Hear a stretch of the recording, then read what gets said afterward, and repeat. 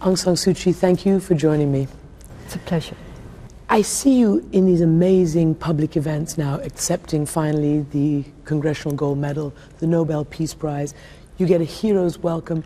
You look visibly pained when people are standing up in these prolonged standing O's. Is it weird for you? No, it's, I appreciate it very much, but sometimes I feel a little embarrassed. Why embarrassed? It doesn't seem right for anybody to get so much attention. And yet what you've done has been so dramatic. What do you think is your greatest achievement? If you had to sum it up, what would you say has brought you these Congressional Gold Medals, the Nobel Prize?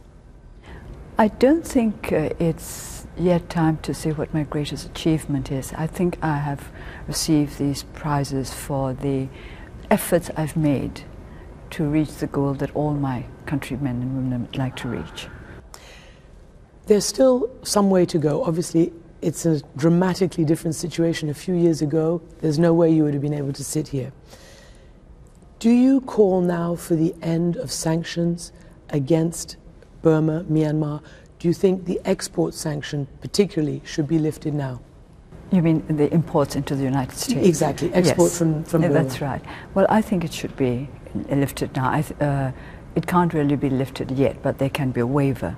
And I would very much support such a move, because I think it's time we gave our people a chance to show what they can do. And I've said before that we can't depend on external support forever to achieve our own ends. We'll always appreciate what our friends do, and I hope that they will continue to do whatever is necessary. But we must also take responsibility for our own destiny. So it's time to let the minerals and the gas and all the riches be able to be imported into this country? Yes, provided there's transparency and accountability. What about political prisoners? The President announced an amnesty a short while ago. Are you satisfied that this includes the political prisoners, enough of the kind of people you need to see released? No, not all the people on our list have been released, and there are other lists which are, I think, which are probably a little longer than ours. So I think there are still others waiting to be released. Do you believe it will happen? I think so. I think it should happen as soon as possible. And are you on the same wavelength with the President and the government on this issue? I don't know what it means to be on the same wavelength with them, but I think there are many people in the government who agree that political prisoners should be released. You're now working with a former general. Thein Sein is now the president of your country. These are the people who prevented you from seeing your husband, who kept your children separated from you, not to mention the oppression in your country itself. Tell me what it is like to now have to be a politician and work with this group of people. I've never thought that what they did to me was personal anyway. It is politics. And if you decide to go into politics, you have to be prepared to put up with these kind of problems. I like a lot of the generals. I'm rather inclined to liking people. That would sound pretty dramatic for people to hear, that you like the generals. Well, I've always got on with people in the army. You mustn't forget that my father was the founder of the Burmese army, and this is why I have a soft spot for them, even though I don't like what they do. That's different from not liking them. I'm stunned. Are you really? Yes, I'm stunned. I think it's perfectly natural for me to feel this way. Do you believe that your relationship with the President is crucial? Not just your personal relationship, but your political relationship is crucial to enable a full and proper transition from military dictatorship to a full democracy? I think it's always a little dangerous to make this kind of work a personal occupation. I think we should look at it more from an objective point of view. I think it is important that the executive, the legislature, and well, the judiciary that we're trying to develop work together to strengthen democratic institutions and practices. And yet, I know you don't want to take this sort of personal I suppose, not responsibility, but you don't want to frame it so much in the personal, but the truth of the matter is, it is about you. You are the person that made this happen. It might not have happened without somebody like you. I don't think so. I think without many, many others, it would not have happened. The people of my country and the people of the United States who have supported us, the United States administrations. I've got to really say thank you to the US Congress while I'm about it, because they've been so supportive over the years, and others around the world. So I don't, in a sense, I think one must take responsibility for one's actions and one's decisions, but one should never one should never assume that everything that happens for the good is achieved by oneself alone.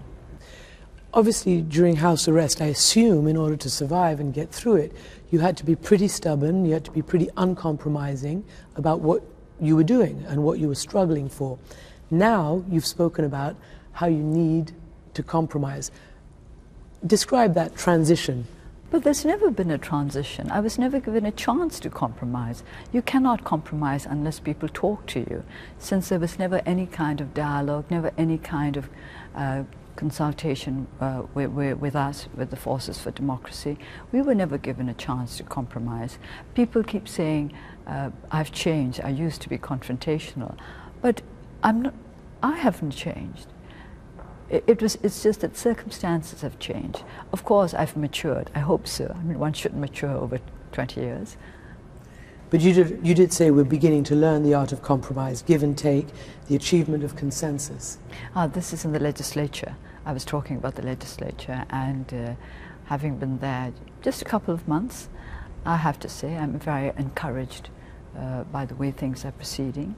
We have a speaker who is very fair-minded, and who treats us as a proper opposition in spite of our very, very small numbers.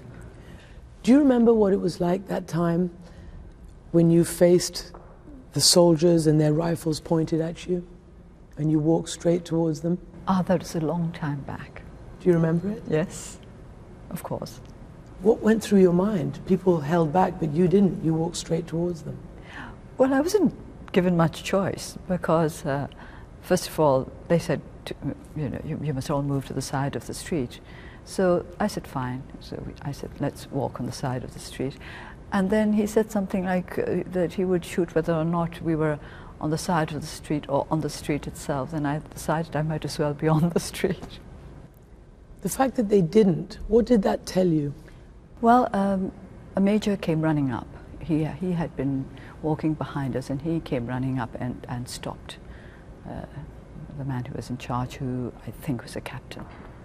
And then there was another major attempt on your life in 2003. Many, many people were killed. How did you keep going after that? Well, how could I not keep going after that? One has to keep going, especially because of incidents like that. You talk about the sanctions. There seems to be something of a debate about how actually effective and instrumental the sanctions were in causing these reforms and causing the military dictatorship to pave the path towards democracy. Are you convinced that sanctions actually did it? Because obviously they still had access to all sorts of riches, and they really hurt quite a lot of the common people. A lot of people lost their jobs. Of course, it wasn't sanctions alone that brought about the reforms, but I think sanctions played a very, very important part. After all, if not, why is it that the Burmese government has been asking for the removal of sanctions? I think they were politically very effective. I do not agree that they affected the Burmese economy that much. I always quote the IMF and say that they have come to the conclusion that the Burmese economy was not that much affected by the sanctions, and what had created the mess in Burma was simply mismanagement. So you think politically and psychologically, yes, they were more effective? I think so. In the by-election, do you think the regime was surprised that you won so many, your party won so many of the seats, practically all of the ones that were contested? I think a great many of them were. I'm sure there were some who realized that this is how it was going to turn out. And what do you expect for the next set of elections in 2015? Do you expect to become the majority? I think it's too early to think of 2015, and I think the next 2 years are the more important ones. How we develop into a working democracy, and that will decide what the 2015 elections will be like. I want to ask you a couple of personal questions because you're a very public person. I usually don't like personal questions. I know you don't. But as a mother, I want to ask you about the price that it took to do what you did. I think many working mothers, you know, we grapple with our absences, we grapple with how to make it up to our kids, and yours have been more dramatic and more intense than any mother I can imagine. Do you wonder how one day you can make it up to your kids? Do you feel you have? Do you feel that's a resolved relationship? I don't think of it as making up to my children, because after all, they're not children anymore. They're grown up. Yes, they were. And you can't make it up to them as children because they're no longer children, and they probably wouldn't like me to treat them as children anymore. In fact, I'm sure they won't like to be treated as children anymore. So I think what I would simply wish to do is to learn to have a good relationship with them across the distance that separates us. I read that you were estranged from your son Alexander, but you will see him? I'm not estranged from my son. I think this is the kind of rumor that goes around when people don't see one another for many, many years. When we last talked, you warned against reckless optimism. Do you think that the optimism about Burma, Myanmar is reckless these days, or do you feel it's now on a solid path? I think on the part of some it's still reckless. I have to mention my favorite economist who works in Burma, Sean Turnell, and he talks about a gold rush of investors, and I do not want that sort of thing. This is what I mean by reckless optimism. It will not help our country, and I think it might disappoint the investors as well. So I want everybody to consider what they are doing and to weigh the pros and cons, and to do what is best for our country as well as for themselves. I want investors to profit. That's what investing is all about. Their investments must bear fruit, but that fruit should be shared between our people and the investors themselves. And what should we call your country? I hear you call it Burma in most of your public presentations. It is Myanmar. It's a matter of choice. It's Myanmar in Burmese, and at some time back, I think in the 1990s, I'm not quite sure when, the State Law and Order Restoration Council, very Orwellian name. SLORC. SLORC, that's right. Even the sound is rather Orwellian. SLORC decided that Burma should henceforth be called Myanmar in English as well. But I think we have the right to freedom of expression, and we can choose to call it the name that we feel comes most naturally to us. Aung San Suu Kyi, thank you very much for joining me. Thank you.